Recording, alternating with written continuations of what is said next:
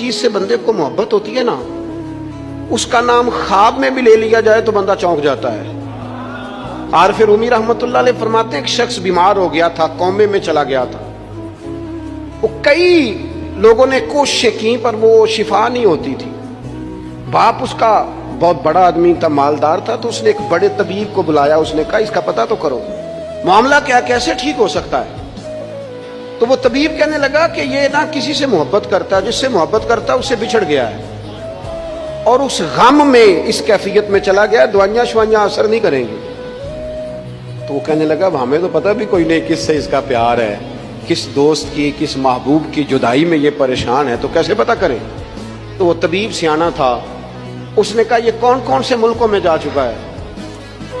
उसने मुल्कों के नाम लिए तो उस तबीब ने ना उसके कान में उन सारे मुल्कों का जिक्र किया। जब वो वाला मुल्क आया ना तो हल्का सा चौंका वो।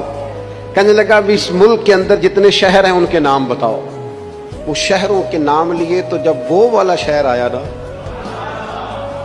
तो वो जरा थोड़ा सा ना और चौंका। कुछ उसने अब हाथ पैर भी हिलाने शुरू किए। कहने लगा अब उस शहर के अंदर जितने मोहल्ले हैं ना उन मोहल्लों के नाम लो। अब जो एक एक करके मोहल्ले के नाम लेने लगे तो जब वो वाला मोहल्ला आया ना, शहर बगदाद की ये निशानी, उच्चियां लम्मियां चीरा, शहर बगदाद दे टुकड़े मंगसा ते करसा मीरा मीरा। आरिफ रूमी कहते हैं वो जब उस मोहल्ले का नाम आया ना तो वो पूरा चौंक गया।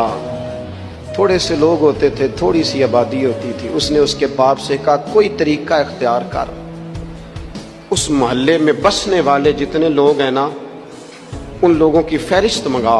उस मुल्क से, उस मोहल्ले से उन लोगों की फहरिस्त आई। जब एक एक नाम बोले जाने लगे और जब नाम आया ना महबूब का, ना इल्मा विच फसा सानू तो यार दी गल सुना। और जब नाम आया ना उस महबूब का तो पहले उसके हाथ कांपे, फिर उसकी नजर फड़की, फिर उसकी आंखों में आंसू आए और फिर उसने आंखें खोल के हाथ थामा अपने बाप का और रो के कहने लगा बाबू आया है, वो यहां है, मुलाकात हो जाएगी। फिर समझ आ गई इसकी शिफा कहां है।